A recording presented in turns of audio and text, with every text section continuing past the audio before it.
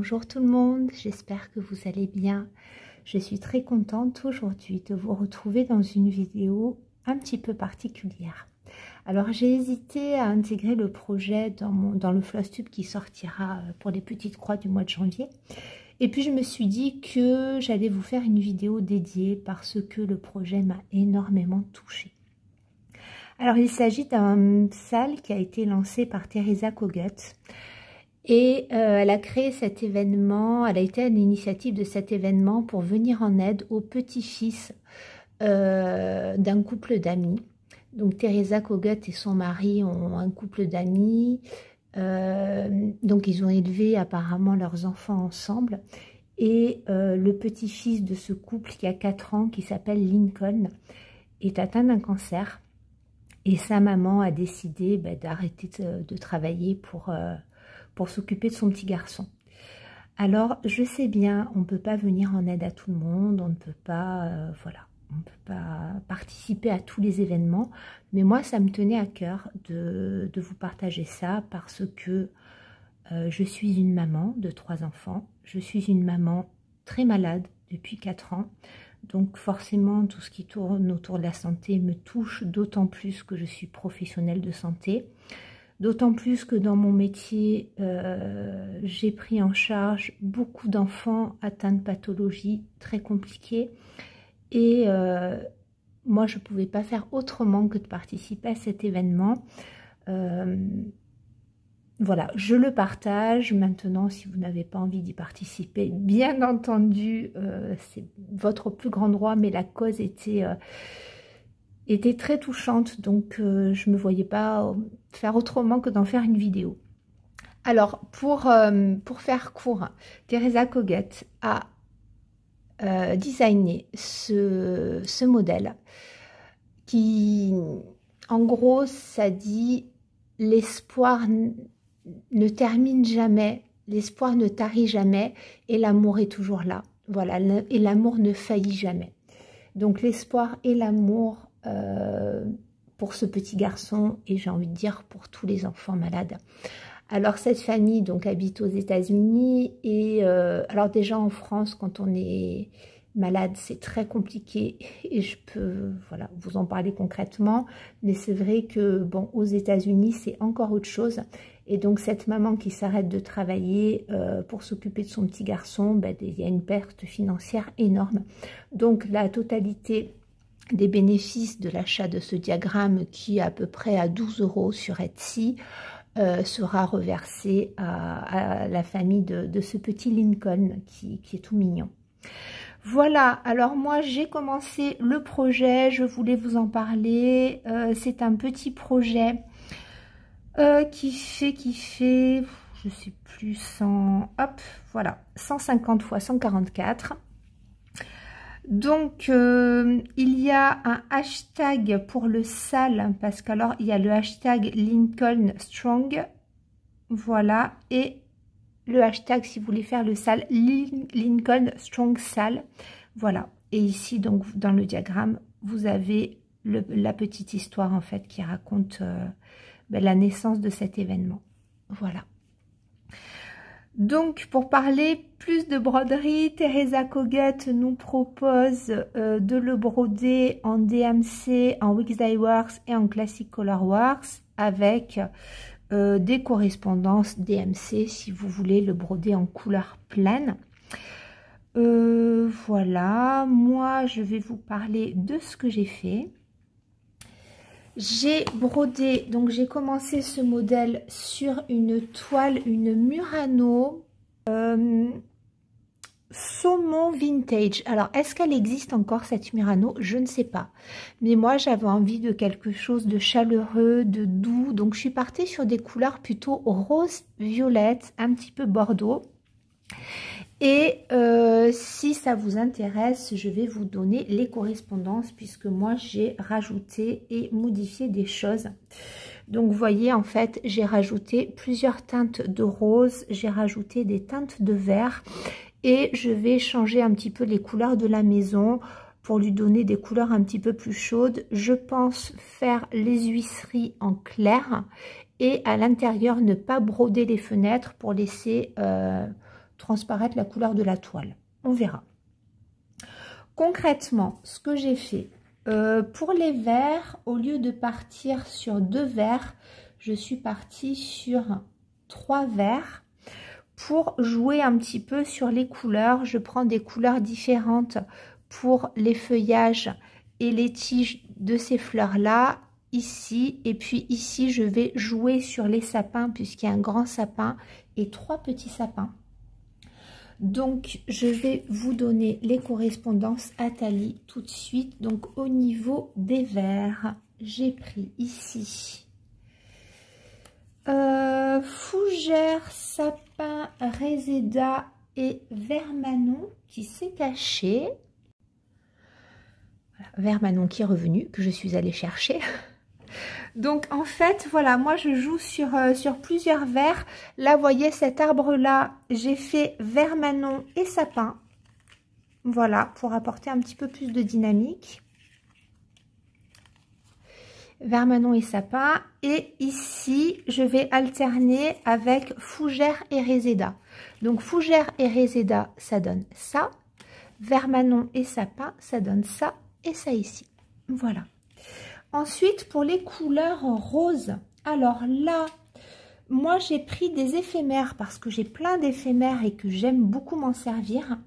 Mais je vais vous donner les correspondances. Alors pour les fleurs ici, celles du dessus qui reviennent beaucoup, moi je vais vous montrer en fait, donc ce sont ces fleurs-là ici qui viennent faire le tour du cadre. Vous voyez que normalement dedans il y a des points fuchsia que je n'ai pas encore brodés parce que moi je viendrai à la fin faire des points de nœuds. Petit clin d'œil, il y a Laurent qui n'aime pas les points de nœuds, mais moi j'adore ça. Donc plutôt que de broder des croix, je vais faire des points de nœuds avec la couleur ici Bordeaux d'Atali. Non, Bourgogne. Voilà. Et donc pour ce rose-là, ici, moi j'ai pris cette couleur qui est très très jolie et en fil Atali, vous pouvez prendre camélia. Voilà, camélia, ça passera bien. J'ai rajouté, il y a 2 petits cœurs. Moi, je voulais jongler un petit peu sur les roses puisque ben, c'est un message d'amour et d'espoir. Donc, pour ces petits cœurs-là qui normalement sont de la même couleur, j'ai pris un éphémère qui est ici un petit peu plus présent. Donc, vous pouvez prendre capucine. Voilà. Ensuite, là, pour cette partie-là, ici, je voulais quelque chose d'un... Alors, normalement, c'est la même couleur que la maison, mais moi, je changerai. Pour ces fleurs-là, j'ai choisi Bourgogne, parce que Bourgogne est magnifique. C'est un framboise, donc il y a vraiment des teintes de rose. C'est un framboise très soutenu, qui est très joli. Et normalement, les petites croix à l'intérieur des fleurs, on doit les broder de la même couleur que ces fleurs-là. Mais moi, j'ai pris un autre éphémère ici. Vous pouvez prendre du berlingot. Voilà. Ou alors vous brodez, voilà, si vous voulez pas acheter plein d'échevettes. Mais berlingot, ça peut très très bien aller. Ça apporte une touche de rose saumonné très claire qui est très jolie. Alors ensuite, le message ici qui est normalement dans les tons de brun, moi je l'ai mis dans les tons de brun et violet. Alors dans les tons de brun violet, ici c'est un éphémère. Voilà, c'est un éphémère, c'est celui-ci. Mais vous pouvez prendre la couleur Suro. Suro d'Atali, c'est très très joli et ça ira très bien.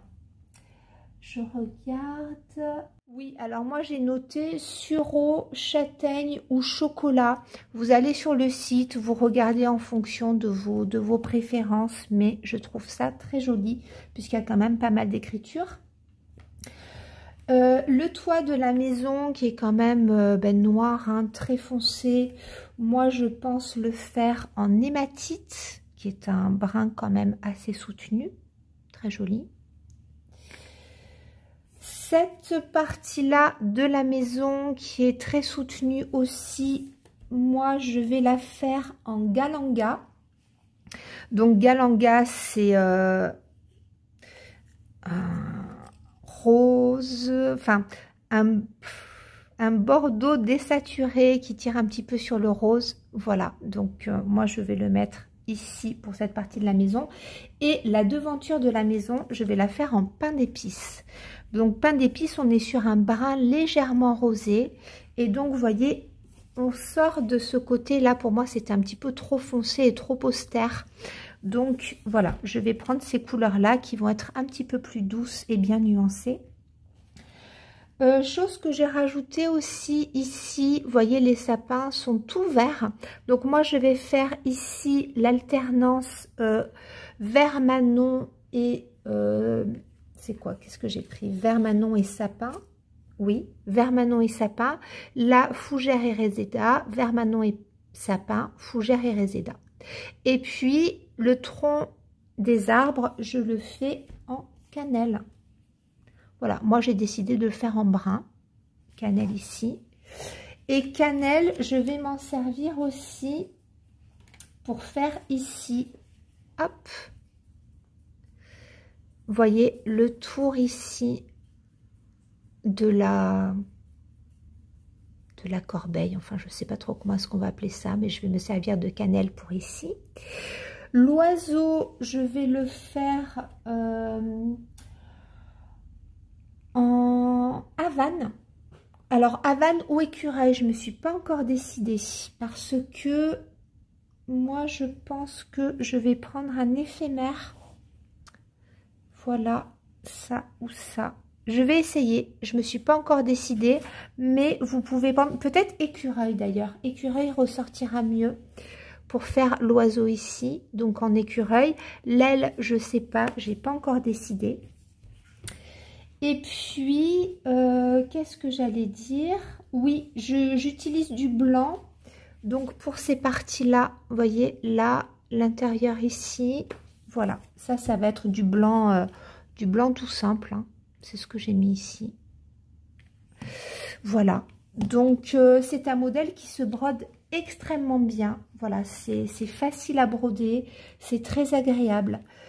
C'est pour une bonne cause, donc je voulais vous en parler. Alors là, c'est pas tiré dans ma toile, dans mon cusnap parce que j'ai enlevé les... Vous voyez, moi je mets des petits tissus pour protéger parce que j'ai déjà eu, alors pas avec les cusnaps câlins, mais avec d'autres cusnaps, des accidents de clips qui font des trous dans la toile. Donc pour vous éviter les petits tissus, là j'ai enlevé, la toile est pas, voilà, elle n'est pas très tendue, ça fait pas très heureux, mais... Voilà, donc écoutez, c'est un modèle, oui, qui se brode très très bien. Donc, si vous désirez le broder en couleur DMC pleine, vous pouvez, vous aurez ce rendu-là avec les correspondances. Voilà, avec les correspondances que donne Teresa Kogut. Et sinon, moi, je vous redonne mes couleurs. Donc, Athalie, sapin, vert Manon, si vous voulez jongler sur les verts, fougère et réséda. Maintenant, si vous ne voulez prendre que de vert, vous pouvez prendre, je trouve que ça se marie bien, hein, vert Manon et sapin, ou vert Manon et réséda, si vous voulez vraiment beaucoup trancher. Ou alors, voilà, fougère et réséda, ça irait bien aussi. Mais moi, j'ai choisi ces quatre-là. Ensuite, j'ai pris Bourgogne. Ici, si vous voulez apporter des petites modifications, vous pouvez prendre celui-ci qui est Berlingot. Ici, on a Camélia. Si vous voulez une touche supplémentaire pour les cœurs, vous pouvez prendre ce qui correspond à Capucine. Capucine ou fraise d'ailleurs, parce que si vous voulez un rose un petit peu plus présent, du fraise, c'est très bien. Pour la maison, j'ai pris Galanga et pain d'épices. Voilà. Et hématite pour le toit. Cannelle pour apporter une petite touche de brun et puis pour faire les encadrés. Celui-ci de 2025 et en bas. Pour l'écriture, alors là, vous pouvez avoir sureau, chocolat ou qu'est-ce que j'avais mis? Châtaigne. Mais je crois que, je sais plus si elle va continuer à faire les deux, châtaigne et chocolat. Je crois qu'il y en a un des deux qui vont disparaître de la collection. Donc sureau, chocolat ou châtaigne, vous verrez bien. Et puis ici ou ici, à voir, je ne me suis pas encore décidée, écureuil pour faire l'oiseau. Voilà, alors c'est une vidéo qui est pas très soignée, mais je la fais comme ça un petit peu au pied levé, voilà, pour lancer l'événement, pour partager cette cause. Et voilà, vous montrer un petit peu déjà ce que j'ai brodé et broder ce joli modèle si vous désirez participer à l'événement.